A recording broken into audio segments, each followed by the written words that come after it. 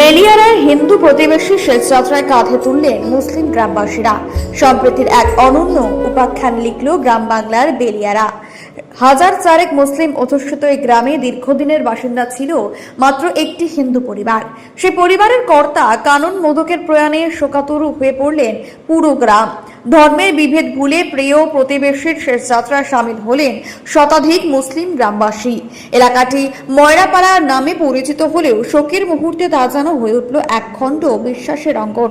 নিথর দেহ সৎকারের জন্য যখন শ্মশানে নিয়ে যাওয়ার সময় এলো, তখন জাতপাতের বালাই মুছে আরজ শেখ টিপু সুলতান জীবন কাজীরাই বাড়িয়ে দিলেন নিজেদের কাঁধ।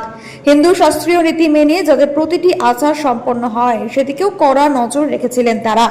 কানন মোদকের শেষ বিদায়ে এই গণ অংশগ্রহণ যেন আরো একবার প্রমাণ করে দিল যে মানুষে মানুষের বিভেদ কৃত্রিম, কিন্তু হৃদয়ের টান ও সাম্প্রদায়িক সম্প্রীতি বাংলার মাটির আসল শক্তি।